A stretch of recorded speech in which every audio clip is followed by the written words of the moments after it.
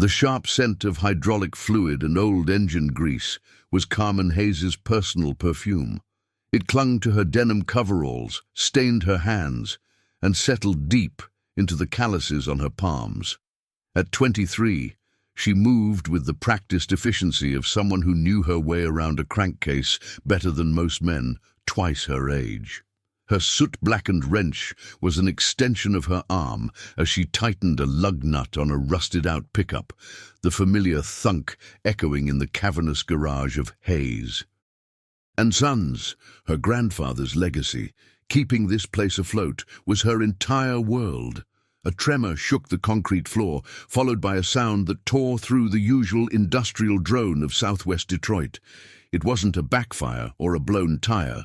It was a metal shriek, a gut-wrenching crunch, then an explosion that sent a shockwave through the air, rattling the windows and the very bolts in Carmen's bones. Smoke, black and thick, bloomed quickly over the Ambassador Bridge in the distance. She didn't think. Her feet were moving before her brain caught up. Dropping the wrench, she sprinted out of the shop, her eyes fixed on the rising plume. A luxury sedan, sleek and impossibly out of place, was wrapped around a concrete barrier, already a roaring inferno. Flames licked the sky, a hungry orange beast. "Anyone in there?" she screamed, her voice lost to the roar. No answer, only the growing heat pressing down, making her skin prickle. She could hear the distinct pop and hiss of bursting tires, the sickening smell of burning rubber and gasoline thick in the air. Fear was a cold knot in her stomach, but a stronger force, a primal urge, propelled her forward. There was a shape in the driver's seat, slumped, unmoving. "Hold on!" she yelled, knowing he couldn't hear her. The heat was an actual physical wall, searing her exposed skin. She shielded her face, pushing through the suffocating smoke. The driver's side door was jammed, crumpled like tinfoil. No time for finesse. She braced her foot against the frame, grabbed the twisted handle, and pulled with every ounce of strength in her lean frame. Metal groaned, then tore. He was heavy, lifeless. A man in an expensive suit, his dark hair singed, blood streaking his face. Adrian. She didn't know his name then, just that he was alive, barely. She hooked her arms under his shoulders, ignoring the blistering pain on her forearms, the way the burning plastic melted to her jeans. She dragged him, inch by agonizing inch, away from the roaring inferno. Just as she pulled him clear, a small metallic object clattered from his pocket, landing on the hot asphalt. A melted key ring, barely recognizable as anything but slag. She registered it, a fleeting detail in the chaos, before focusing back on the man. Sirens wailed, closer now. Paramedics spilled out of an ambulance, their faces grim. They swarmed Adrian, shouting commands. Carmen stumbled back, gasping, her lungs burning. She watched them work, her own adrenaline beginning to drain. Then his eyes flickered open, dark, sharp, and impossibly intense. They cut through the haze of pain and smoke, finding hers. A silent current, brief but searing, passed between them. A moment of raw, unspoken acknowledgement. A connection forged in fire and desperation. Then, just as quickly, his eyes fluttered closed, and they loaded him onto a stretcher, whisking him away. Carmen stood alone, the roar of the fire still echoing in her ears, the acrid smell of burning chemicals clinging to her hair. Her hands trembled. She reached for the familiar shop rag tucked into her belt, wiping the soot from her face, then her hands. That's when she saw it, a faint, dark blood smear on the fabric, a stark, intimate reminder of the man she'd pulled from the jaws of death. Her world, once predictable and grease-stained, had just been irrevocably set ablaze. Days later, the acrid smell of smoke still seemed to cling to Carmen's coveralls, no matter how many times she washed them. She tried to lose herself in the familiar rhythm of the shop, the clatter of tools, the hum of the air compressor. She fixed a flat for Mrs. Henderson, diagnosed a sputtering engine for old Mr. Kim, and even managed a laugh when her grandpa told a stale joke. But beneath the surface, a tremor ran through her. The image of the burning car, Adrian's bloodied face, the raw fear she'd felt, it all played on a loop in her mind. She was proud she'd acted, that she hadn't hesitated, but a cold knot of dread lingered, a sense that something had irrevocably shifted. She was under a lifted pickup, wrestling with a corroded exhaust pipe, when the sunlight abruptly vanished from the bay door. A shadow, long and impossibly sleek, stretched across the oil-stained concrete. Carmen grunted, dropping her wrench with a clang, and slid out from beneath the truck. Her breath hitched. A black car, polished to a lethal shine, idled silently. And standing beside it, a figure that stole the air. From her lungs, Adrian Morelli. He was impeccably dressed, a dark suit tailored to perfection. Gone were the singed clothes and blood. His dark hair was neatly styled, his face starkly handsome, almost unnervingly composed. He radiated power, a quiet, dangerous intensity that felt utterly alien in her rough and tumble world. He looked less like a man pulled from a wreck and more like a predator surveying its territory. Carmen Hayes. His voice was a low rumble, surprisingly smooth, yet it carried an undeniable authority that made the hairs on her arms stand up. She wiped her greasy hands on her rag, suddenly hyper-aware of the dirt under her nails, the sweat on her brow. "Morelli," she managed, her voice a little rougher than she liked. "You're up." A faint, almost imperceptible curve touched his lips. It wasn't a smile, not really. "Thanks to you." He took a step closer, and the air around them seemed to thicken, charged with an invisible current. His eyes, the same piercing, dark eyes that had locked onto hers in the chaos, held hers captive. "I owe you my life." The words were simple, yet they landed with the weight of granite. Carmen felt it, a heavy, unspoken burden settling over her. This wasn't a casual, "Thank you." This was something else entirely. "Anyone would have done it," she mumbled, looking away, uncomfortable under his intense gaze. "No, Carmen, they wouldn't have." He paused, his voice dropping, each word deliberate, precise. "That accident was no accident. It was a hit, a very specific, very professional hit." Her head snapped up. "Hit!" The word landed like a punch, her stomach clenched. "What are you talking about? Someone wanted me dead." His gaze was unblinking, unwavering. "And now you're the only witness, the only loose end they didn't account for." A cold dread seeped into her bones, chilling her from the inside out. A witness, a target. Her shop, her grandpa, her entire life flashed before her eyes. "What does that mean?"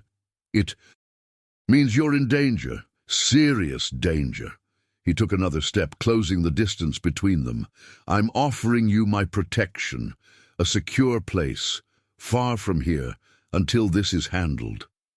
It sounded like an offer, but the steel in his tone made it a demand.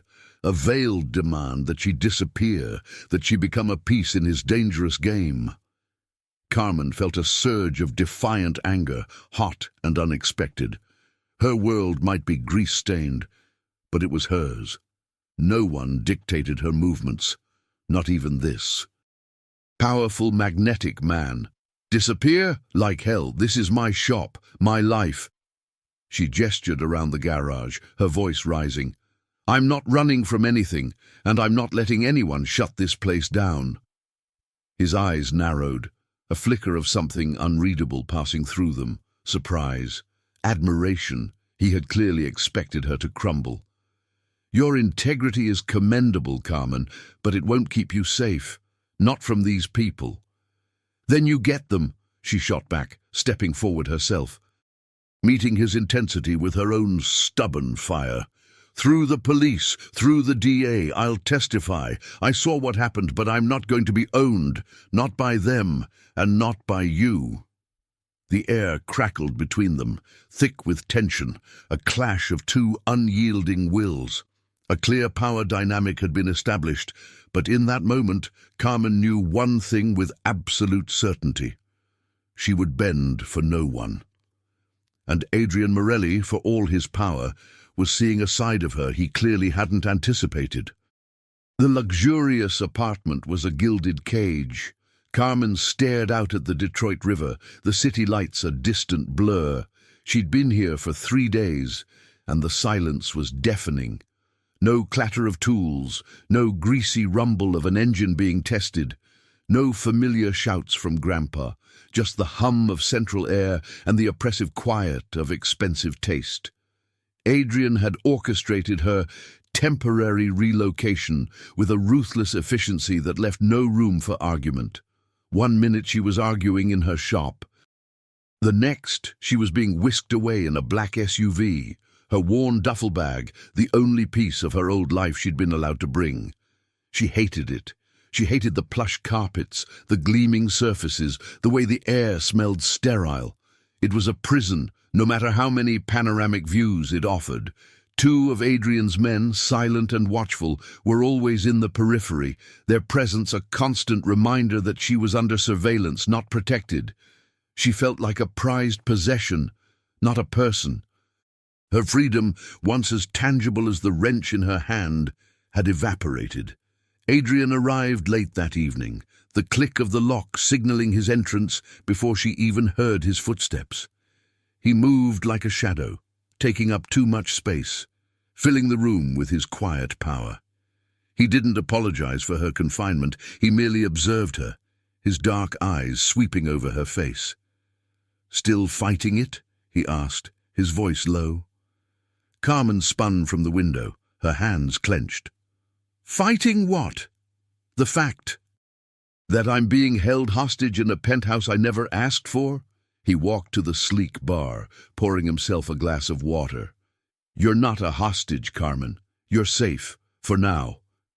He turned, leaning against the counter, his gaze unwavering.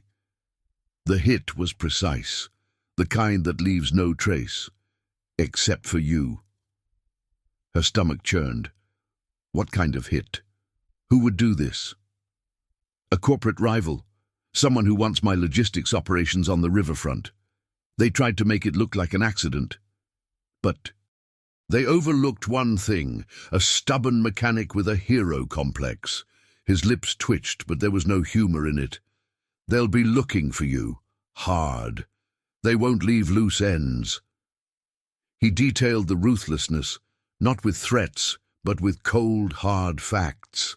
He spoke of shell contractors, untraceable payments, and people who disappeared without a whisper. Each word painted a picture of a world far more dangerous than anything she'd ever imagined. A world where the rules of her blue-collar life didn't apply. Fear, cold and sharp, pricked at her. He made it sound so real, so inevitable. And yet, a strange, unwelcome warmth flickered within her. A reluctant attraction to his raw power, to the undeniable sense of security he provided, even as she resented the cost. He was dangerous, but he was also her shield. The conflict twisted inside her, a knot of confusion and anger, and something else she refused to name. "So, I'm just supposed to wait here, forever?" she demanded, trying to keep her voice steady. "Until it's handled," he repeated. "My way." He watched her, a silent challenge in his eyes. Carmen looked back out at the river, the dark water reflecting the city lights like scattered diamonds. She missed the familiar, mournful sound of the river barge horn that signaled the end of her workday, the sound that meant home. Here, it was just a distant, ghostly echo, a reminder of everything she'd lost. She was safe, yes, but she'd never felt so utterly adrift. Carmen paced the length of the opulent living room, her steps muffled by the thick carpet. Another day bled into night, another sunset over the river she couldn't truly feel. The air in this penthouse was too clean, too still. She missed the grit, the grime, the honest sweat of work. She missed her life. Adrian arrived, as always, unannounced, his presence a dark storm front in the quiet space. He watched her from the doorway, his eyes unreadable. "Still restless?" he asked, the question more a statement. "Still." "Locked up," she shot back, stopping to face him. "What's your plan, Morelli? Keep me here until I forget what a wrench feels like." He moved further into the room, stopping halfway, not quite invading her space, but dominating it all the same. "My plan is to keep you alive, and to ensure the people who tried to kill me pay for it." His voice was calm, almost conversational, but the underlying steel was unmistakable. "You want to understand this world, Carmen? It's not about grandstanding. It's about precision, about knowing who to hit and how, about avoiding collateral damage." Carmen scoffed. "Collateral damage? You mean like my shop getting torched because I pulled you out of a burning car?" He met her gaze, unflinching. "I mean ensuring no innocent civilians get caught in the crossfire, no drugs run through neighborhoods that don't want them, no retaliation that splashes innocence. There are rules, even in my world, rules you wouldn't understand from your garage." He was testing her. She knew it, gauging her intelligence, her resilience, trying to paint his dangerous existence with a veneer of distorted honor. A flicker of something, not understanding, but a dangerous curiosity, stirred in Carmen. He wasn't just a thug. He was a general with his own code, however twisted. But that didn't change her. "Your rules don't apply to a DA's office," she retorted, crossing her arms. "And that's where this needs to go. My way, through evidence, through the law." His eyes narrowed, a hint of frustration in their depths. "The law is slow and often blind. They'll bury it, or they'll use it to tie me up in their own mess. My way is effective. Quiet." "Quiet for you, maybe," she challenged, taking a step closer. The air between them thrummed, thick with unspoken tension. "But it leaves me with nothing, no proof, no justice, just a story no one believes. If I'm going to testify, if I'm going to put myself on the line, it's going to be with a trail of evidence so clear, so undeniable that the DA can't ignore it. That's the only way my shop stays safe in the long run. That's the only way I protect my name."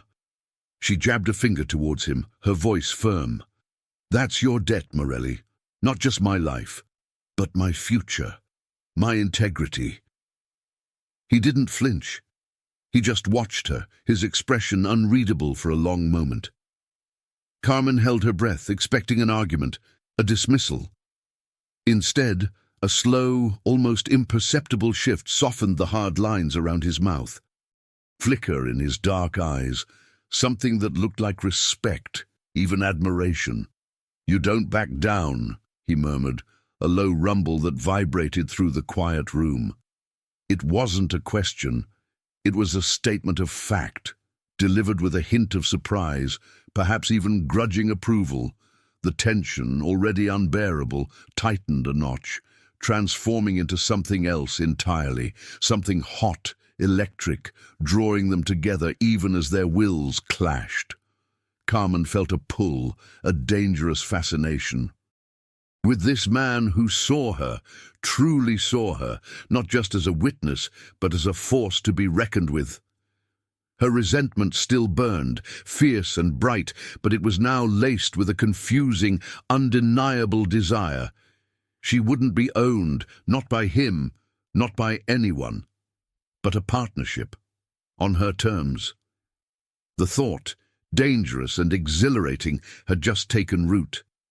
The news channel Adrian insisted on keeping on, always muted, flickered with familiar images. Carmen watched, a cold knot tightening in her stomach. As a reporter stood near the Ambassador Bridge, The burnt-out shell of Adrian's car, now a distant memory, replaced by police tape and a grim-faced detective. They were talking about a high-profile incident, an ongoing investigation, and the police were seeking witnesses. It wasn't subtle. The corporate rival, the one Adrian had spoken of, was clearly escalating their pressure, trying to control the narrative, or worse, find the loose end they'd missed. Her. She felt a phantom ache in her forearms, remembering the searing heat of the flames. She was that loose end. Adrian walked in, his presence immediately pulling her attention from the screen. He didn't bother with small talk. "They're circling," he confirmed, his voice low, his eyes fixed on the news report for a moment before landing on her. "The corporate rival, through their shell contractor, is trying to flush out any witnesses. They'll be watching the DA, the police, every angle." Carmen swallowed, her throat suddenly dry. "So they know someone saw. They know you saw." His words were blunt, unvarnished. "And they'll assume you told someone.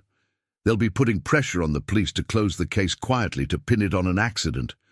Or they'll just remove the problem themselves." He paced, a restless energy about him. "This is why we can't go through official channels without a plan. You expose yourself, Carmen, and you expose the shop. They'll find a way to tie it to me, claim I coerced you. Your testimony will be tainted. Your garage will be shut down for investigation, and you'll be left with nothing." Her heart hammered against her ribs. He painted a terrifyingly plausible picture. The image of Hayes and Sons boarded up, a closed sign hanging crookedly, flashed in her mind. It was her legacy, her grandpa's life work. She couldn't let that happen. But running, hiding, letting Adrian handle it his way, that felt like surrendering everything she stood for. She wouldn't be owned. "No," she said, her voice firm, despite the tremor in her hands. "I'm not letting them win, and I'm not going to be a puppet. I'll testify, but it has to be on my terms." He stopped, his gaze sharp, assessing. "Your terms?" "Yes, my terms." She met his stare, her chin lifting defiantly. "I need proof. Concrete, undeniable proof that the DA can't ignore. Something that ties them directly to the fire, to the hit. Not just my word, and not just your quiet vengeance that leaves no paper trail." She took a step closer, feeling the familiar hum of defiance, the need to protect what was hers. "If I'm going to put my life, my shop, everything on the line, then there has to be justice, real justice, through the law, not just some back-alley deal that benefits you and leaves me exposed later." A muscle in his jaw clenched. "You think I'm trying to benefit myself? You're trying to protect your operations," she shot back, "and I get that. But I'm trying to protect my life, my integrity, my family's legacy. This isn't just about getting revenge for you, Adrian. It's about accountability. If you want me to be a witness, then you're going to help me find the evidence that makes my testimony ironclad. Something that can't be buried. Something that protects Hayes and Sons, not just for a few months, but forever." The air crackled between them, thick with the weight of her demand. Adrian's eyes bored into hers, searching, testing. He was a man accustomed to giving orders, to having his will followed without question. But Carmen wasn't just a witness anymore. She was an unmovable force, defining the terms of their reluctant alliance. She wouldn't be his property. She wouldn't be a victim. She would be a partner. And in that moment, she saw a flicker of something new in his eyes, a grudging acceptance, maybe even a hint of respect for her unwavering resolve. The penthouse was a gilded cage, but now it felt like a target. Adrian had just finished speaking, his words painting a chilling picture of his world, a world where corporate rivals operated with the ruthlessness of a viper. He'd named him Julian Thorne, CEO of a rival logistics conglomerate, a man whose ambition knew no bounds, who used shell contractors like disposable pawns. Thorne had wanted Adrian's riverfront operations, and he'd tried to take them with fire and blood. "Thorne thought he'd eliminated me and every potential witness," Adrian said, his voice hard. "He didn't account for you, Carmen. And now, his arsonist, the man who rigged my car to explode, who was probably posing as a first responder, is actively looking for you, for the loose end." Carmen felt a cold dread seep into her bones. Her shop, her home, Grandpa, everything she held dear, now a potential target.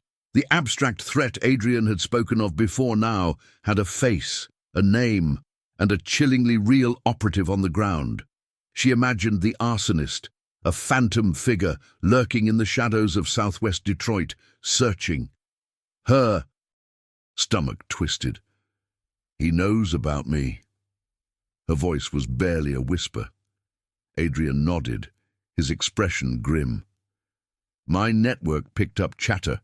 He's asking questions, subtle ones, about a young woman seen at the crash site, a mechanic type. He's thorough. He won't stop until he finds you, or at least silences you." The walls of the luxurious apartment seemed to press in, suffocating her. Adrian's protection, once a necessary evil, now felt like a heavy blanket, smothering her. His men, always present, always watching, no longer felt like guardians but jailers. She couldn't leave, couldn't even step onto the balcony without a silent escort. Her phone was monitored, her internet access filtered. Every corner she turned, every door she opened, was a reminder of her curtailed freedom. It wasn't safety, it was a gilded confinement, a constant, tangible reminder of the danger that stalked her.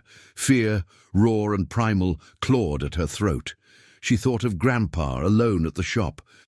Vulnerable, she thought of the smell of oil and metal, the familiar thrum of a working engine, the simple, honest pride of a job well done.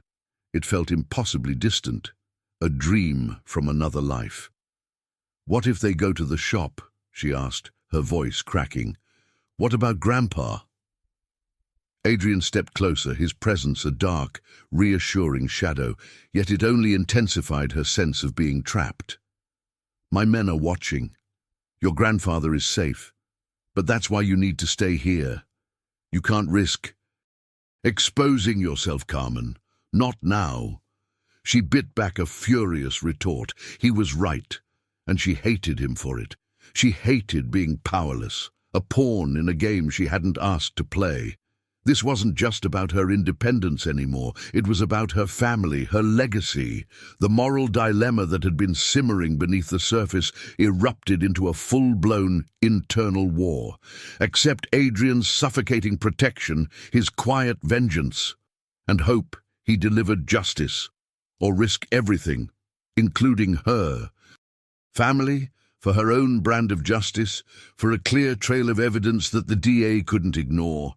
Every fibre of her being screamed for the latter, for her old life, for the simple, honest fight, for the smell of grease and honest sweat. She yearned for the tangible reality of her shop, for the weight of her soot-blackened wrench in her hand, the only true protection she'd ever known. This gilded cage, this suffocating embrace of a powerful, dangerous man, was slowly, inexorably stripping her of herself. She had to find a way out, a way to fight for her life and her integrity without becoming a casualty, or worse, a silent trophy in Adrian Morelli's dangerous world. The silence of the penthouse was a scream in Carmen's ears. Weeks had crawled by. Each day a carbon copy of the last, Riverviews, Adrian's silent guards, and Adrian himself, appearing and disappearing like a shadow. He spoke of networks and chatter, of containing the situation, but nothing concrete, nothing that would stand up in a courtroom. She felt the gilded cage shrinking, suffocating her, her frustration a slow burn. was now a roaring fire inside her. "This isn't working, Adrian," she said, the words sharp, cutting through the sterile air between them. He stood by the window, watching the river, his back to her. He always seemed to be watching the river, as if it held all the answers. He turned, his dark eyes meeting hers.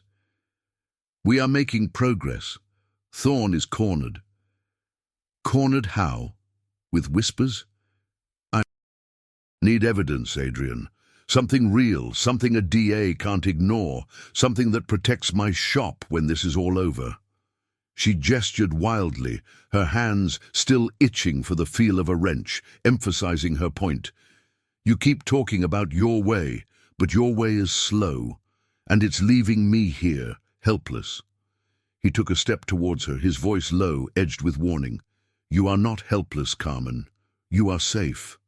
And you are here because it's the only place you can be safe. Going back to... the shop is suicide. I'm not asking to go back to work," she snapped, her chin lifting. "I'm asking to go back to retrieve some personal items, my toolbox for starters, a few things I need." It was a lie, half-truth, and they both knew it. She needed to do something. Her mechanic's instinct, honed over years of tearing down and rebuilding, screamed that something had been missed. Something small, something she, and only she, would see. "And your car. Where is it?" "The wreck." Adrian's eyes narrowed. "The car is impounded, then moved. It's not a tourist attraction." "It's evidence!" she shot back, stepping closer, refusing to be intimidated. "And it's your car, so you can get access to it. I need to look at it. There might be something, anything." She could feel the argument building, a wall rising between them. But she didn't care. The pressure of her confinement, the threat against her shop, it was all too much. "You want me to trust your process? Then you trust my process. I'm a mechanic. I see things others don't. I need to go." He stared at her, his jaw tight. The silence stretched, thick and heavy, punctuated only by the distant, mournful river barge horn, a sound she usually found comforting, now just a painful reminder of everything she was missing. He clearly didn't like it. He clearly thought it was a terrible idea, but something in her unwavering stare, her sheer stubbornness, must have gotten through. "Fine," he finally conceded, the word clipped. "But on my terms, my men, my location, you touch nothing unless I say so. Understood?" Carmen nodded, a surge of defiant triumph mixed with icy dread. She was getting somewhere. Hours later, she stood in a cavernous, dimly lit warehouse, the air thick with the smell of dust and something metallic acrid. Adrian's sleek sedan, or what was left of it, sat on a tarp in the center, a twisted monument to violence. The passenger side was a charred ruin, the driver's side crumpled and torn. The smell of burnt plastic and lingering gasoline made her stomach clench. Adrian stood a few feet away, his expression unreadable, his men a silent perimeter. Carmen ignored them all, her focus narrowing. This was her element, not the plush penthouse. This was where she understood. She circled the wreck, her eyes accustomed to spotting a loose wire or a faulty connection, scanning every inch of fire-damaged metal, melted upholstery. The steering column was a mess, melted components fused together. The dashboard was a grotesque sculpture of warped plastic. She bent, peering into the footwell, a dark, greasy space. Her fingers, despite the warnings, instinctively probed, tracing the contours of the ravaged interior. Most things were either vaporized or irrevocably fused. Then she saw it. Tucked beneath the remnants of the passenger-side dashboard, partially melted into the plastic, was a black, jagged piece of material. It was small, no bigger than her palm, and utterly unrecognizable to anyone but a keen observer. A mechanic's instinct, a disdain for waste, sparked within her. It looked like a piece of a casing, perhaps. She reached for it, carefully prying it free from the melted plastic. It was a heavily damaged, almost unrecognizable dashcam mount, the kind that's suction cupped to a windshield, or in this case, had been bolted onto the dash, hidden away. It was useless, just a piece of mangled plastic and metal, utterly destroyed by the heat. But she held onto it, a strange sense of certainty settling over her. This belonged to the car, and her gut told her it shouldn't be thrown away. She showed it to Adrian, holding up the charred scrap. This was attached to the dash, a dash cam mount. He glanced at it, a flicker of surprise in his eyes, but then dismissed it with a curt nod. Melted. Useless. Maybe, she murmured, clutching it tighter. She wasn't sure why, but she wouldn't let it go. This was her find, her contribution. The tension between them, already strained from the arguments, tightened another notch. Adrian's impatience, her stubborn refusal to simply be protected, created a chasm. He saw only a useless piece of scrap. She saw a puzzle piece. They left the warehouse in a tense silence, the temporary rift between them now a gaping canyon. The pressure was mounting, and they were running out of time and out of common ground. The air in the penthouse was thick with Adrian's unspoken warnings. News reports, carefully filtered to her by Adrian's network, spoke of unforeseen complications in Julian Thorne's business dealings, but the veiled threats against Hayes and Sons were far more direct. An anonymous call to Grandpa, a hushed voice hinting that accidents happen to old buildings, had sent a cold spike of fear through Carmen. Adrian had relayed it with grim efficiency, his jaw tight. "Thorne is pushing," Adrian had stated, his eyes dark with a dangerous glint. "He wants you silenced, Carmen, and he's willing to hit you where it hurts most." Carmen's stomach clenched. Her shop. Her grandfather. The thought of that place, her sanctuary, being touched by Thorne's poison, was unbearable. Adrian had doubled the security around the garage, his men now a constant visible presence. But it didn't calm her. It only amplified the sense of being trapped, the feeling that she was a ticking bomb, drawing danger closer to everything she loved. The gilded cage now felt like a bullseye. She paced the opulent apartment, the useless dashcam mount, clutched in her hand.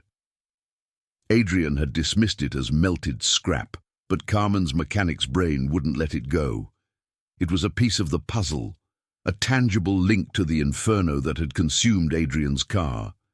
She needed to look at it, really look at it, with the meticulous focus she usually reserved for a seized engine. She found a quiet corner in the apartment, away from the guards, away from Adrian's brooding presence. She laid the mangled plastic on a pristine glass table, a stark contrast to the grease-stained workbench she yearned for. Her fingers, still calloused and strong, traced the charred edges, feeling for anything out of place. This wasn't about brute force. It was about precision, about understanding how things were supposed to fit. The mount was a mess, no doubt. The suction cup was gone, melted into a grotesque blob. The plastic casing was warped, but she could still discern the faint outline of where a camera would have clipped in. She turned it over and over, her brow furrowed in concentration. How was it secured? Most dashcams used adhesive or suction. This one looked like it had been more permanent, almost built in. Her eyes scanned the damaged plastic, looking for seams, for screws, for any sign of its original design. There, beneath a layer of soot and melted debris, was a faint indentation, a small, almost invisible crevice where the plastic had buckled and split. It was too small for a normal screw, too deliberate for random damage. It was a slot. A tiny, cleverly hidden slot. Her mind drifted back to the crash, the roar of the flames, the agonizing pull of Adrian's unconscious weight. The chaos had been overwhelming, a blur of smoke and heat, But a detail, a fleeting image snagged in her memory. The first responders, or rather the first vehicle, not an ambulance, not a fire truck, a tow truck. It had arrived almost immediately after the explosion, before the sirens were even close. She remembered the driver, a burly man in a dark cap, moving with an unnatural urgency. He hadn't looked like he was there to help. He had looked focused. A shiver ran down her spine. Now, as she turned the melted mount in her hands, another image surfaced, clearer this time. The tow truck. It had been an older model, a common sight on Detroit roads, but there was something about its lights, something about the way they pulsed, not with the standard amber of a recovery vehicle, but with an odd, almost aggressive blue tint around the edges. She remembered thinking, even in the haze of adrenaline, that it didn't look quite right. It was a detail so small, so insignificant in the face of the inferno, that she'd immediately dismissed it. But now it resonated. The tow truck, the man, the strange lights. It was a ghost of a memory, but it held a chilling, unsettling weight. And suddenly, holding the useless piece of melted plastic, Carmen felt a surge of terrifying clarity. The tow truck wasn't just a first responder, it was part of the accident. And this dashcam mount, dismissed by Adrian, might just hold the key. Carmen's fingers, stained with a ghost of old oil and now smudged with fine soot from the melted plastic, probed the tiny indentation on the dashcam mount. It wasn't a crack. It was a perfect, almost invisible seam, too precise. A shiver, not of cold but of pure adrenaline, traced a path down her spine. Her heart began to thump a frantic rhythm against her ribs. This wasn't accidental damage. This was design. She needed a tool, not a screwdriver, not a pry bar, something delicate. Her eyes scanned the opulent, useless apartment. No, she needed her own tools. She'd brought a small kit, a few essentials, shoved hastily into her duffel bag when Adrian's men had swept her away. She rummaged through it, her fingers closing around a fine, pointed pick, usually used for dislodging tiny, stubborn wires. With surgical precision, she inserted the tip into the hidden seam.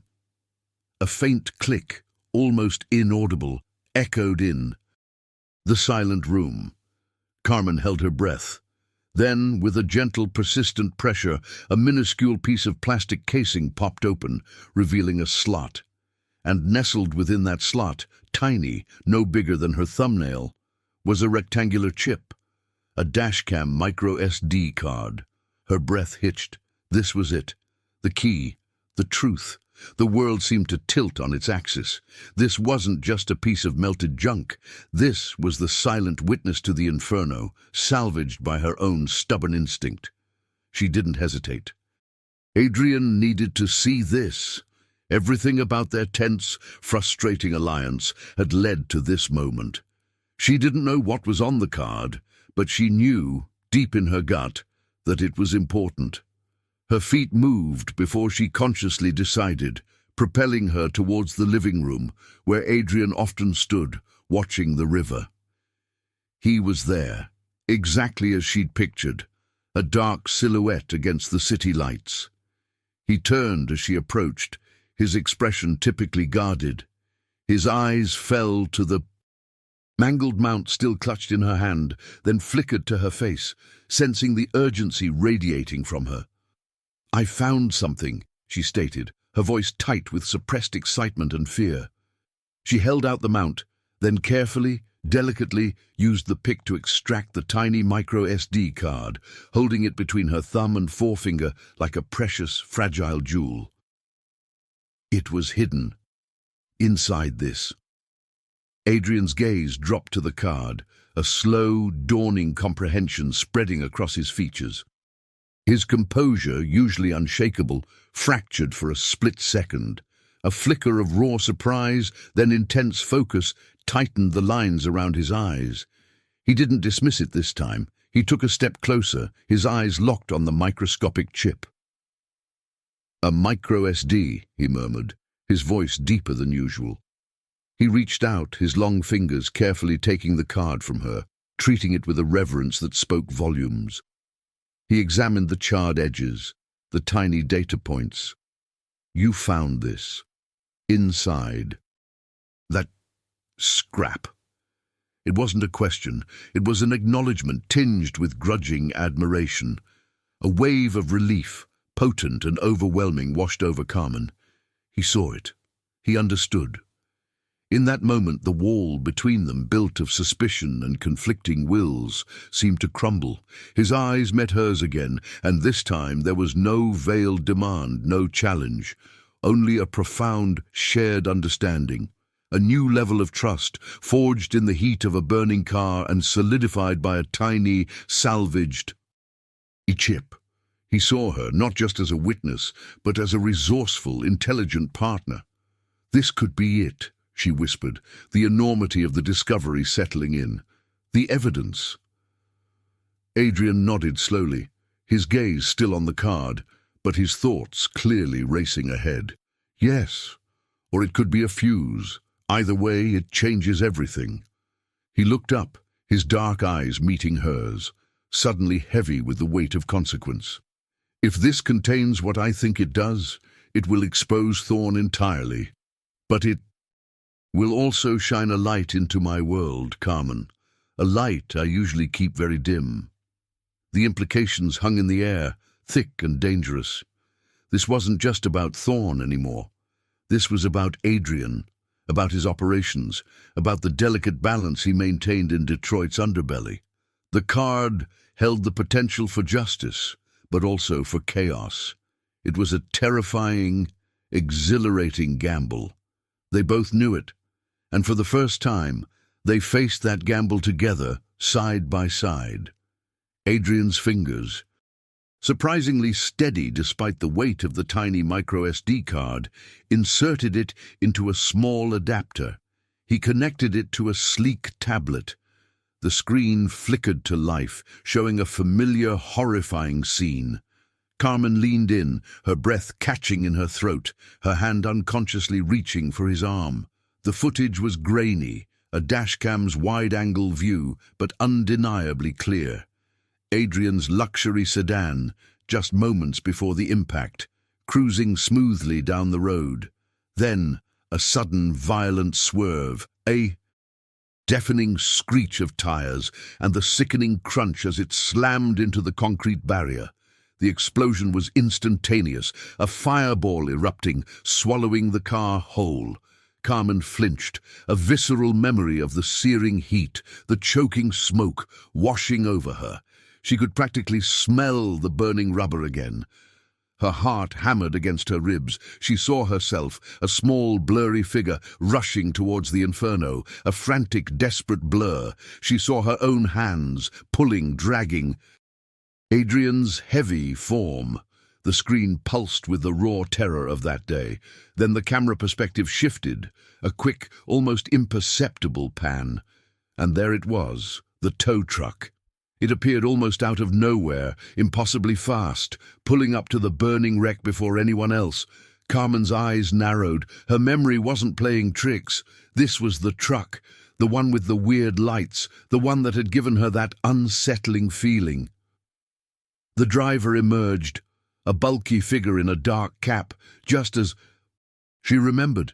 He moved with a chilling efficiency, not towards the burning car to help, but to the trunk of the tow truck. He pulled something out, a canister, then approached Adrian's car. He wasn't there to help. He was there to finish the job. He doused the flames with another accelerant, a quick, deadly spray that made the fire roar even brighter, even hotter. Carmen's stomach lurched. She'd been right there. She'd pulled Adrian out just moments before. She could have been caught in that. Second, deliberate blaze. The monster. As the flames intensified, the driver, the arsonist, turned his head. His eyes, cold and devoid of emotion, looked directly into the camera lens for a split second. A face she hadn't fully registered in the chaos, but one that would now be etched into her nightmares. He was the first on the scene, not a rescuer, but a killer. Then a low murmur from the audio track. A burner phone, held to his ear. The voice was distorted, but a few words cut through the crackle, sharp and unmistakable. "Thorne wants it clean. No witnesses. Confirm it's done." Julian Thorne. His name, spoken by the killer, tying him irrevocably to the fire. The footage ended, leaving a chilling silence in its wake. Carmen felt a cold fury, a righteous anger she hadn't known she possessed. This wasn't just an accident. This was a cold-blooded attempt at murder, with a complete disregard for anyone else who might have been caught in the blast. Like her. Adrian sat utterly still, the tablet resting in his lap. His face was a mask of stone, every line of his jaw tight, his dark eyes fixed on the blank screen. The cold, analytical calm that usually defined him had hardened into something far more dangerous, a quiet, controlled rage. Carmen watched him, a shiver running down her spine. This wasn't just about his business operations anymore. This was personal. He sent a monster. Adrian's voice was a low growl, barely audible. To ensure the kill. With no regard for who else might be there. For you, Carmen. His gaze finally lifted, meeting hers, and the intensity in his eyes made her breath catch. My code, Carmen. No drugs through neighborhoods. No retaliation that splashes civilians. He spoke the words like a vow. This is a violation of everything I stand for. He almost took you, too. His hand reached out, covering hers, a strong, reassuring weight. But the message was clear. This wasn't just about Adrian's survival anymore. It was about protecting her, about ensuring justice was served, not for his world, but for hers. He wanted vengeance, yes, but for Carmen's sake, it had to be clean. It had to be undeniable. This footage, Carmen began, her voice hoarse, it's everything. It ties Thorne directly to the fire, to the hitman. Adrian nodded slowly, his gaze still holding hers. Too much, Carmen. Too explosive for a quiet handover to the DA. If we give this to them discreetly, Thorne's connections will bury it. Or they'll spin it, try to implicate me further, drag you through every mud pit they can find. He paused, his grip on her hand tightening. This can't be quiet. This needs to be loud, public, undeniable. A spark ignited in Carmen's chest. He was thinking like her. Not about back-alley deals or quiet disappearances, but about exposing the truth, making it impossible to ignore. Public, she repeated, a plan already beginning to form in her mind, leveraging everything she knew, everything he was. We make sure everyone sees it. We make sure Thorne can't hide. His lips curved, a faint, almost predatory smile touching his mouth. Exactly. We use their ruthlessness against them, and we leverage every strength we have, yours and mine. The air crackled between them, no longer with tension or resentment, but with a fierce, dangerous alliance. The gilded cage, the suffocating protection, faded into the background. A new purpose, a terrifying, exhilarating plan had just been born. They were partners. Now, linked by fire, by a monster's code, and by a tiny chip that held the truth. The chilling footage replayed in Carmen's mind, the arsonist's cold gaze, Thorne's name a venomous whisper. It was all the proof they needed, but Adrian was right. Handing it over quietly would be a death sentence for her testimony, a convenient cover-up for Thorne, and a headache for Adrian. This needed to be a spectacle, a public execution of Thorne's reputation, not a backroom deal. Her mechanic's brain, usually, focused on torque specs and fuel lines, word with a different kind of problem-solving. How do you expose a powerful man in a way that can't be ignored? You don't hide the evidence. You make sure everyone sees it. You don't fight in the shadows. You drag them into the light. We need a location, she began, pacing the luxurious apartment. the silence no longer oppressive, but a canvas for her thoughts. Something public enough to attract attention, but controllable enough for your crew. Somewhere that makes a statement. Adrian watched her, his dark eyes tracking her every move, a flicker of something new in their depths. Expectation. Respect. A warehouse, she continued, a spark igniting in her. One of the gutted ones down by the river. Derelict, but with enough space. And access. You have access to those, right? He nodded slowly, a ghost of a smile touching his lips. I have access. Good. Carmen stopped, turning to face him, her eyes bright with purpose. And we don't. Just invite the DA. We invite the press. Every news outlet, every reporter who smells a scandal. We make sure this goes viral before Thorne can even blink. Adrian's brow furrowed.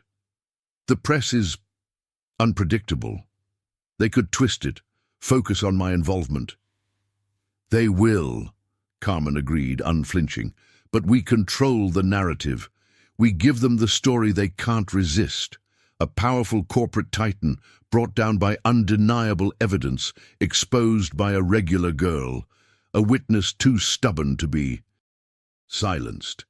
She knew how this worked, how stories took hold. It wasn't just about facts, it was about the headline. And we need a hook, something dramatic, something they won't forget.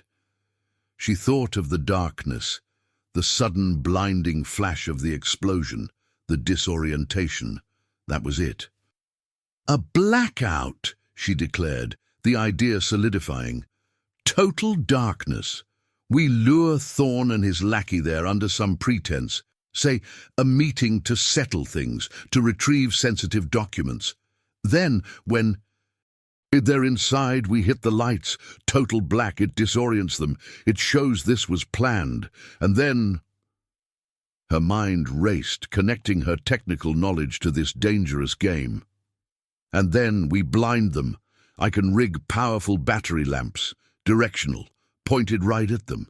When your crew opens the doors for the press and the police, they'll be caught in a blinding spotlight. The assassin, Thorne, everyone, exposed, disoriented. They won't know what hit them. She saw Adrian's reaction, a slow, almost imperceptible nod. He was taking it all in, processing her audacity, her unconventional brilliance. His world was about quiet control, about operating in the shadows. Her plan was about a calculated, explosive reveal. You want to blind the hitman who tried to kill me, Adrian murmured, a hint of amusement in his voice, but his eyes were serious. And then bring in the press and the police? Exactly, Carmen confirmed, a fierce satisfaction blooming in her chest. It's clean. It's undeniable, and it ensures they can't wiggle out of it. The deal gets their evidence, Thorne gets his public shaming, and Hayes and Sons stays open. And most importantly, I get my justice. She met his gaze, daring him to doubt her. It has to be my way, Adrian, all the way. The silence stretched, thick with unspoken challenges and burgeoning trust. He was a man who rarely relinquished control, who built his empire on precise, ruthless execution. But he looked at her now, not as a pawn, not as a witness to be protected, but as a partner, an equal, and he was clearly impressed. "All right, Carmen," he said, the corners of his mouth tilting in that rare, almost smile. "Your gambit. My crew will secure the perimeter, subtly. No one gets in or out without us knowing. They'll be ready to contain the situation without a single punch thrown. And we'll make sure the media and the authorities are well informed about the location of a major corporate scandal right on time." A jolt of pure exhilaration shot through Carmen.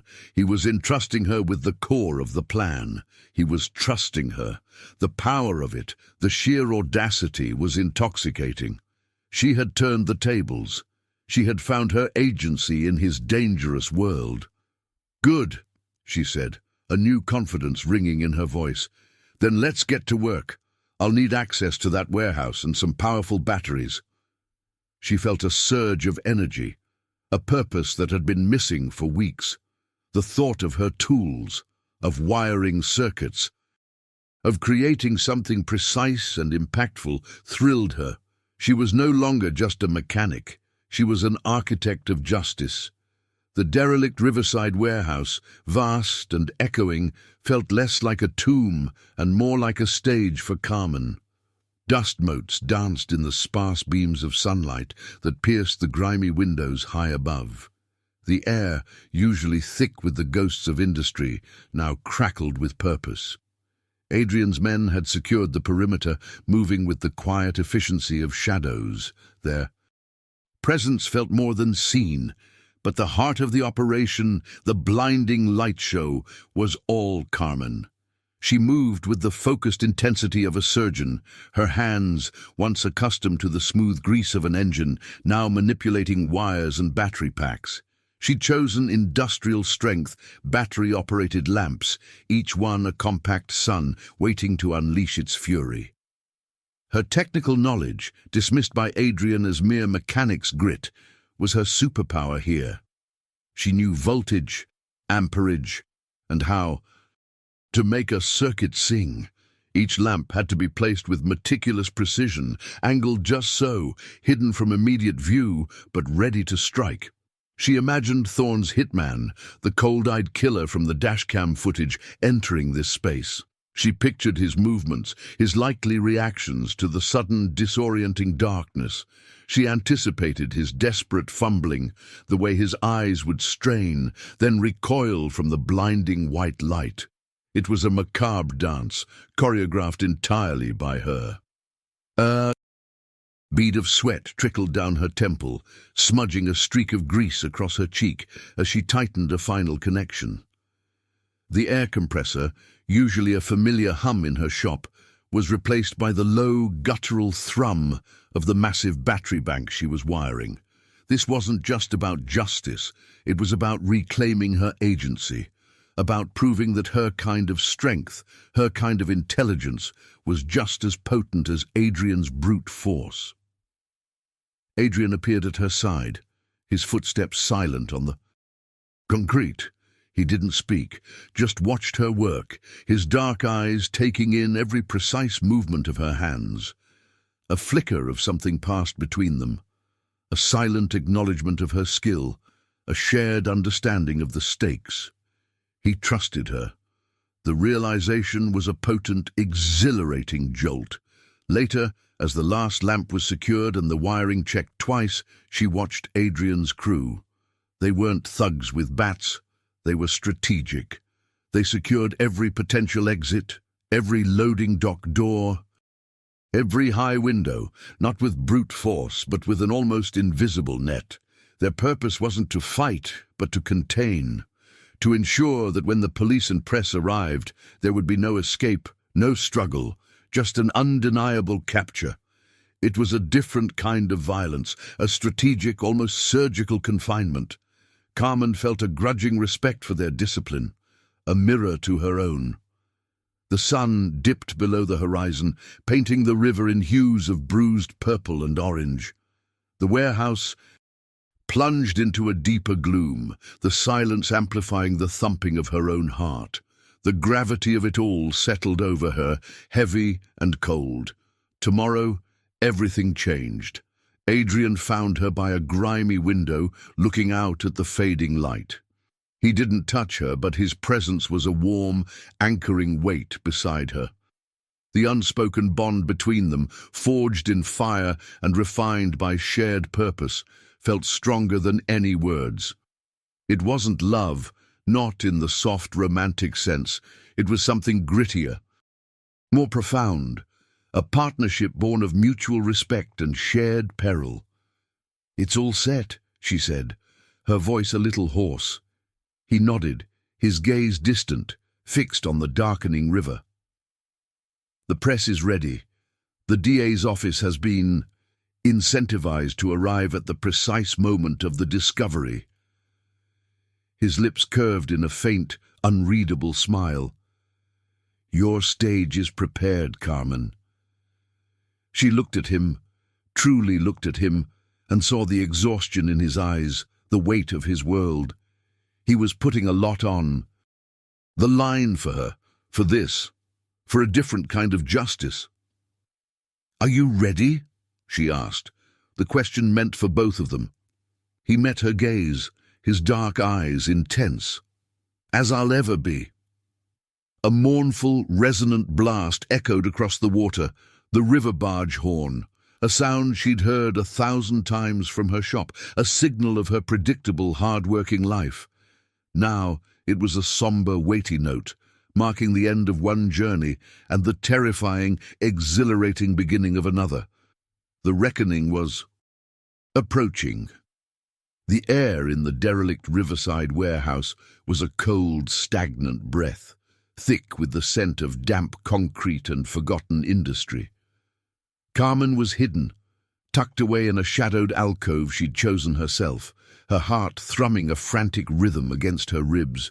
The slivers of moonlight piercing the high, grimy windows offered just enough weak illumination to make the vast space feel even more cavernous, more menacing. Every shadow seemed to stretch and writhe, playing tricks on her eyes. She clutched the switch panel she'd wired, her knuckles white. Her palms were slick with sweat, but her gaze was fixed on the main entrance, a gaping maw of darkness. This was it, the culmination of weeks of fear, defiance, and meticulous planning. Her gambit, a distant rumble growing steadily, signaled their arrival. A sleek black sedan, too pristine for this forgotten corner of Detroit, glided to a halt outside. The engine cut, and a heavy silence descended, broken only by the frantic beat of Carmen's own pulse. Then two figures emerged from the gloom, stepping into the faint moonlight. Julian Thorne, immaculate in an expensive suit, his face a mask of cold ambition. Beside him, the burly man from the dashcam footage, the arsonist, the killer. He moved with a predatory grace, his eyes already scanning the darkness, a subtle tension in his shoulders. Carmen felt a surge of cold fury. This was the monster who'd tried to burn Adrian alive, the man who almost caught her. "In the blast," Thorne spoke, his voice a low, arrogant murmur that carried surprisingly well in the quiet space. "The documents should be here, Mr. Hayes. Our mutual acquaintance assured me of their safe retrieval, and the witness will be dealt with." He paused, a sneering note in his tone. "Quietly, of course." Carmen's blood ran cold. He thought she was a man, a nameless errand boy. He thought this was his victory. A subtle flicker from Adrian's hidden position, a pinpoint of light from a laser pointer danced across the far wall, the cue. Her breath hitched. This was her moment. She took a deep, shaky breath, the metallic taste of fear coating her tongue. Her fingers, strong and calloused, wrapped around the switch. All her anger, her fear, her stubborn resolve channeled into this one action. She wouldn't be silenced. She wouldn't be owned. With a definitive click that seemed impossibly loud in the overwhelming silence, Carmen threw the switch. The warehouse exploded with light. Not a gentle illumination, but a blinding, ferocious assault on the senses. The strategically placed battery lamps, hundreds of watts of raw power, erupted simultaneously, ripping through the darkness. They were angled low, pointing directly into the faces of Thorne and the assassin, plunging them from the pitch-black void into a world of agonizing, dazzling white. A guttural cry tore from Thorne's throat, a sound of pure shock and pain. The assassin, though more composed, reeled back, his hands instinctively flying up to shield his eyes. They staggered, disoriented, their carefully constructed composure shattering under the brutal glare. The darkness had been their friend. The light was their enemy. Carmen watched, a grim satisfaction blooming in her chest.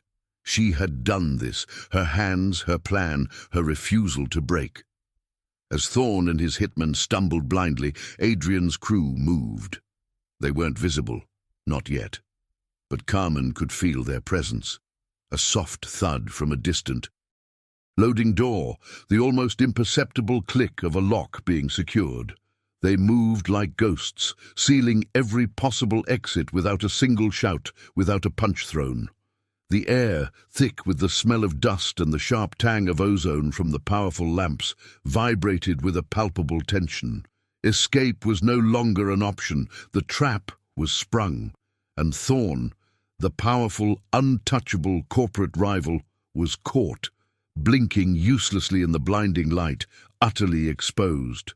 The silence in the warehouse was absolute, a perfect canvas for the chaos that was about to descend. Carmen stood ready, her heart still pounding, but a fierce, unyielding resolve now hardening her gaze. The spotlight was on them, and soon it would be on her. The wail of sirens, faint at first, then growing into a deafening shriek, tore through the warehouse. Carmen felt it vibrate through the concrete floor, a low rumble that promised the end of her silent vigil.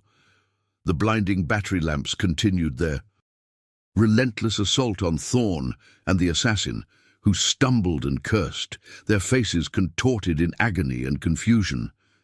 They were caught, defenseless, in her meticulously crafted spotlight. Flashing blue and red lights began to bleed through the high windows, painting the dust-filled air in a frantic, pulsating rhythm. Then, with a sudden, jarring clang, the main loading bay doors at the far end of the warehouse burst open. Not by Adrian's men, but from the outside, the sounds of heavy boots on concrete, sharp shouts, and the frantic clicking of camera shutters flooded the cavernous space. The press, Adrian's network had delivered, and the police. Uniformed officers swarmed in, their expressions grim and determined. They moved with practiced efficiency, their eyes immediately drawn to the two disoriented figures trapped in the blinding glare of Carmen's lamps. Adrian's crew, silent and unseen until now, melted into view, subtly corralling the perimeter, ensuring no one could slip away. No scuffle could erupt. They were a wall containing the chaos, not creating it. "Detroit PD, freeze!" a gruff voice barked. Carmen watched, a strange, almost detached sense of satisfaction washing over her. She saw officers converge on Thorne, already fumbling for his phone, his face a mask of furious indignation. They moved to secure the assassin, who, despite his disorientation, still carried an aura of quiet menace. But he was trapped, his escape route sealed, his lethal focus broken by the blinding light. Then, a team of officers, clearly briefed, moved directly to a stack of seemingly innocuous crates Adrian's men had subtly indicated. With crowbars, they pried open the lids, revealing stacks of files, meticulously organized. Shell company records, untraceable transactions, the paper trail Adrian couldn't get but knew existed. The damning evidence Thorne thought he'd buried. This was it, her moment. Carmen pushed herself from the shadows, stepping into the chaotic glow. The powerful lamps, still focused on Thorne and the assassin, cast her in a stark, almost ethereal light as she approached. Her heart pounded, a drum solo in her chest, but her steps were steady, her gaze unwavering. She was no longer the frightened mechanic's apprentice. She was the witness, the architect of this intricate trap. A detective, a stern-faced woman with sharp eyes, spotted her. "Carmen Hayes?" "Yes," Carmen replied, her voice clear, strong, unwavering, despite the tremor in her hands. She reached into her pocket, her fingers closing around the tiny, invaluable chip. She held out the dashcam micro SD card, a microscopic piece of plastic that held the weight of an empire. "I have this. It's the footage from Adrian Morelli's car. It shows everything." She pointed a steady finger at the assassin, still squinting in the brutal light. "He's the one who rigged the accelerant. He was the first on the scene, not to help, but to finish the job. And the audio ties him directly to Julian. Thorne! Thorne, now handcuffed and glaring, roared with indignation. This is outrageous! A setup! This woman is a pawn coerced by Morelli. Carmen met his furious gaze, unflinching. I'm no one's pawn, Mr. Thorne. I'm a witness, and I believe in justice. She turned to the press, their cameras flashing like 1,000 hungry eyes, capturing every detail. She knew this was her chance to set the record straight, to protect her shop, her future. I pulled Adrian Morelli from a burning car, she stated, her voice carrying over the din. He was left for dead. This man, she gestured to the assassin, was there to make sure he died. And Julian Thorne, she looked directly at the camera, is the man who ordered it. The words hung in the air, potent and irrefutable. The evidence was there, the perpetrator identified, the mastermind exposed. The police moved quickly, securing the files, taking Thorne and the assassin into custody. The corporate titan, brought down not by Adrian's shadowy vengeance, but by a grease-stained mechanic and a tiny piece of salvaged plastic. Carmen watched as they were led away, the flashing lights reflecting in her eyes. The main conflict, the terror that had threatened to consume her, was resolved. Not with bloodshed, not with quiet deals, but with courage, truth, and the undeniable power of calculated exposure. She had done it. Her shop was safe, her integrity intact. A strange calm settled over her, quiet and profound, even amidst the clamor of flashing cameras and shouting reporters. The spotlight was no longer on them. It was on justice. The clamor of the press and the flashing lights had faded, leaving behind a stark, almost deafening silence. Julian Thorne was indicted, his empire crumbling under the weight of the dashcam footage and Adrian's meticulously gathered corporate files. The assassin, too, was in custody, his cold, empty eyes unable to hide the truth. Carmen's testimony, backed by irrefutable evidence, had been the final nail in the coffin. Justice, raw and uncompromising, had been served. Her shop was safe. The threats against Hayes and Sons had vanished with Thorne's downfall. Grandpa had called, his voice shaky with relief and pride. She should have felt pure elation, boundless freedom. And she did, a deep, quiet satisfaction settling in her bones. She'd faced down a monster, and she hadn't broken. Her integrity, her stubborn spirit, had remained fiercely intact. She was stronger, sharper, forged in fire, but a strange melancholia lingered, a sense of an ending that was also a beginning. The world she'd known, predictable and grease-stained, was gone, and the dangerous, exhilarating world she'd briefly inhabited, that, too, was shifting.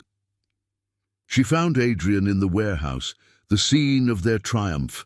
It was empty now, the battery lamps put away, the police tape gone. Just the vast, echoing space and the lingering scent of ozone. He stood by the same grimy window, looking out at the river, his back too. Her. The silence between them was different now, no longer thick with tension or unspoken demands, but with a profound, almost reverent understanding. He turned as she approached, his dark eyes meeting hers. There was no pretense between them, no games, just two people who had stared down death and emerged irrevocably changed.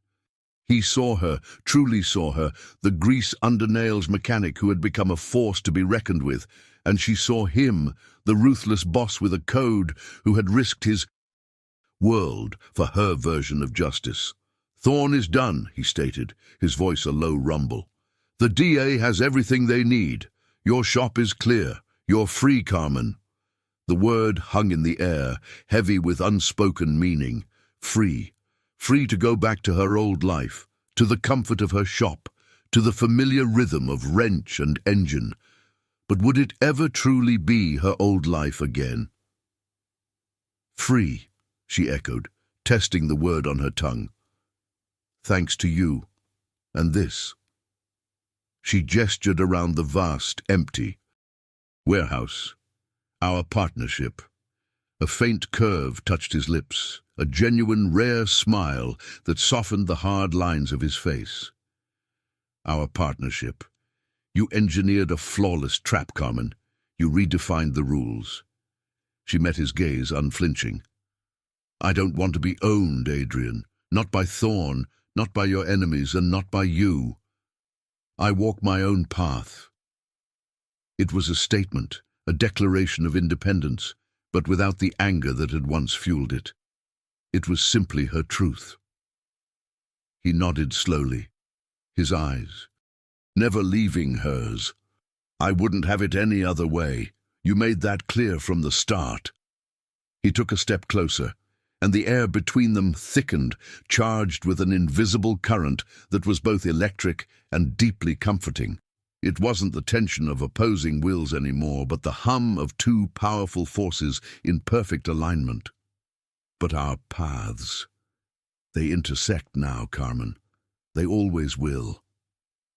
Her heart gave a strange, hopeful lurch. He wasn't asking for ownership. He was asking for something more profound, more enduring, a connection forged in shared peril, in mutual respect, in the gritty understanding that only two people who had truly seen each other's darkest depths could share. Intersect, she murmured, a warmth spreading through her chest, on honest terms.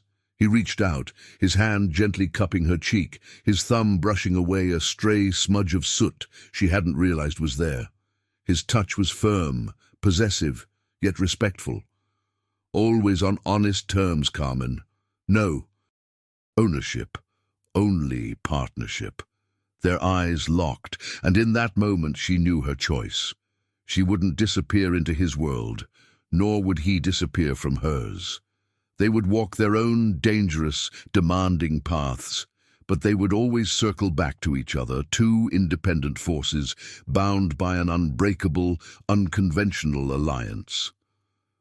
The future was unwritten, but for the first time in weeks, Carmen Hayes felt a fierce, undeniable hope, and a quiet, profound sense of belonging. Months later, the air in Hayes and Sons still carried the familiar scent of oil and gasoline, but it hummed with a different energy. It wasn't just the clang of wrenches or the whine of air compressors. It was the eager chatter of young voices, the focused frowns of apprentices learning to navigate the guts of an engine.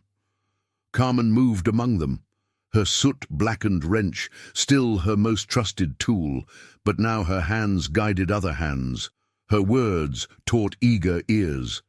The shop had undergone a transformation. New. Lifts gleamed. The old leaky roof was patched, and a bright hand-painted sign now declared it the Hayes Community Auto Training Program. It had started with an anonymous seed fund, a sum so substantial it had made Grandpa's eyes water. Carmen knew, with a certainty that settled deep in her bones, exactly who had sent it. Adrian. A quiet act of philanthropy, a subtle redemption, a redefinition of the debt he owed her, not in ownership, but in partnership. Clean money, used for a clean purpose. It felt right. Carmen watched a young woman, barely 17, carefully rethreading a spark plug, her brow furrowed in concentration. This was her legacy now, not just keeping the shop afloat, but building something stronger, something that gave back to the community that had always been her anchor. She felt a profound sense of pride, a quiet strength that had been forged in fire and polished by defiance. She was stronger, sharper, more confident than ever. The sleek black car was a familiar sight now, pulling up discreetly outside the shop. Adrian emerged, his dark suit impeccable as always, his presence a stark contrast to the grease and grit, yet no longer jarring. He walked in, his gaze sweeping over the bustling garage, a faint, almost imperceptible smile touching his lips as he saw the hive of activity. Their conversations were different now, No more veiled demands, no more clashes of will. Their words were direct, honest, laced with an unspoken understanding. He'd brief her on the lingering ripples of Thorne's downfall, on new opportunities for his logistics operations that aligned with his code. She'd tell him about the apprentices, about the challenges of balancing books and mentoring eager young minds. They were two separate worlds still, but their orbits had permanently intertwined. He stopped beside her, his dark eyes meeting hers. "The program is thriving, Carmen." "It is," she confirmed, a warmth spreading through her chest. "These kids, they're hungry to learn, to build something honest." His gaze drifted to the young woman struggling with the spark plug. "A good investment." Carmen chuckled softly. "You could say that." She felt it then, the familiar current that always sparked between them. It wasn't the raw, desperate connection born of peril, but something deeper, more sustainable. It was respect, understanding, a shared sense of purpose, even if their methods were vastly different. He didn't touch her, but his presence was a palpable, anchoring force. Their relationship was unconventional, built on terms she had fiercely dictated. No ownership, only partnership. And it worked. They circled each other, two powerful individuals navigating dangerous worlds on their own terms, yet always connected. As Adrian turned to leave, his eyes met hers one last time. There was a subtle gesture, a shared glance, a quiet support that spoke volumes without a single word. He understood her, truly understood her. The grease-under-nails mechanic who championed honest work and undeniable justice, and she understood him, the powerful boss who, in his own way, sought a cleaner path. The sound of the river barge horn echoed in the distance, a familiar, comforting sound that now signified not an ending, but an enduring promise. A gritty, warm promise of a unique partnership forged in the flames and destined to keep circling forever. If you enjoyed the video, tell us where you're watching from and subscribe to the channel to keep up with our content.